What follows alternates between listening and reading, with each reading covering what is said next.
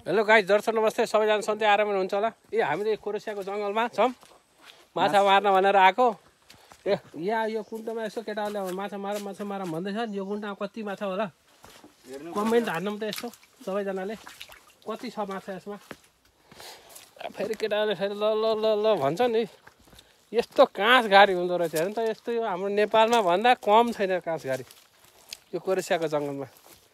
हरि बिजोग छ हो गाइस। मान्छेले भन्छन् कोरेसिया कोरेसिया हेर्नु, कोरेसियामा यसो भनेको माछा मार्न जाम भनेर यसो हिँडेको, यस्तो हेर्नु कोरेसियाको जङ्गल। हरि बिजोगै रहेछ, नेपालभन्दा खतम छ आमाराम। लो गाइस, हजुरहरू को कोरेसियातिर हुनुहुन्छ, जो खोला चाहिँ हजुरले देख्नुभयो होला कोरेसियामा कुन ठाउँमा पर्छ, कमेन्ट बक्स गरौँ है साथीहरू सबैजनाले। यो कोरेसियाको कुन ठाउँ हो, कोरेसियाको कुन ठाउँ हो, मलाई चाहिँ यसो सबैजनाले कमेन्ट बक्समा सबैले कमेन्ट गरिदिनु होला। म चाहिँ यहाँ यो माछा मार्न भनेर आएको। हेलो गाइज, यो बुटो चाहिँ के को बुटो हो सबैजनाले उ गरौँ है, कमेन्ट गरौँ। कमेन्ट गरौँ। यो जो मान्छेले यो बुटोको ठ्याक्क नाम भन्छ नि, त्यसलाई 1000 रुपियाँ पुरस्कार म दिनेछु। फेरि भन्नु पर्यो। यो बुटो चिन्ने मान्छेलाई 1000 रुपियाँ इनाम, कोरेसियामा बस्ने मान्छेहरूलाई फेरि यो फेरि ल। कोरेसियामा यस्तो हुँदो रहेछ। यस्तो रहेछ एकदम। अब हाम्रो यात्रा चाहिँ कोरेसिया टु स्विट्जरल्यान्डको लागि छ। माछा मार्दै आज अब हामी चाहिँ झोलासोला बोकेर हिँडेछौँ। हैसा पनि छ साथमा।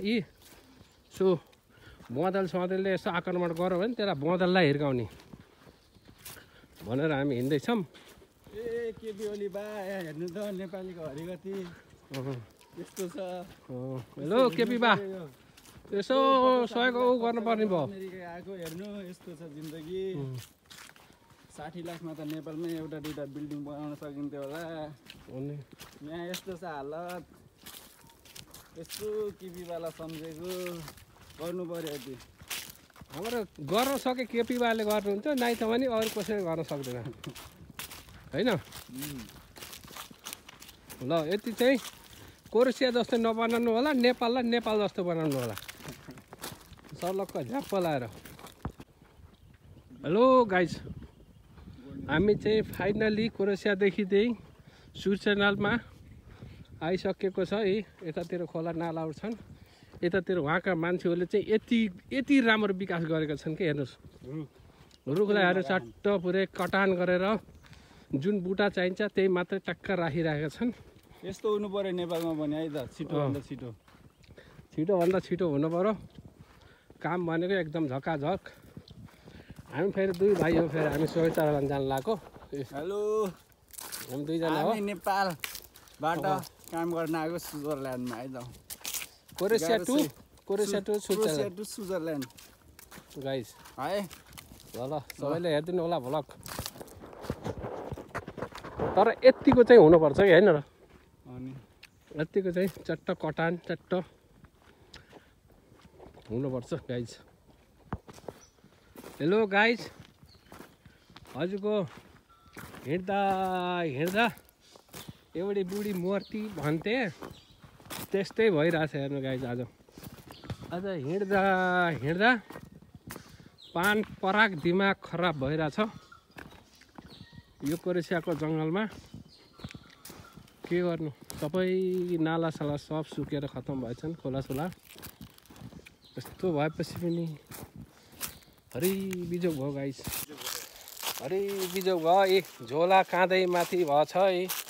मान्छेले भन्छन् विदेश भन्छन् हेर्नु गाइस।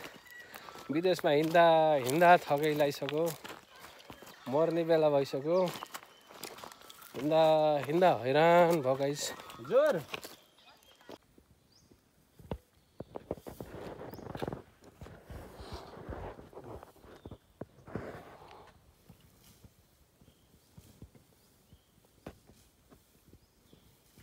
सर्ट भिडियो बनाएर हाल्ने। हजुरले ब्राइटनेस लास्टै सानो बनाउँदो रहेछ त। नै त झ्याप्पै खाइदिइहाल्छ त ब्याट्री।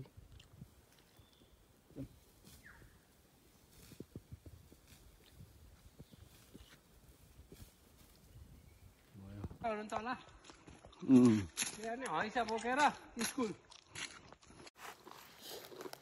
हेलो गाइज, के गर्नु, अमेरिका छिर्न भनेर लाग्यो। भोक लाएर च्याउची खान लाग्यो। पैसा कमाउन गाह्रो रहन्छ पाटामा जङ्गलतिर। यो जङ्गल घारीमा हरि बिजोग भएछ हेर्नुहोस्। मान्छेले विदेश भन्छ नि, हेर्नु दुःख नपाउनुको लागि। मैले यस्तो दुःख पाएको छु यी बल्ल त्यही च्याउच्याउ खाँदै जिन्दगी बिताउँदै गरेको छु हेर्नुहोस्।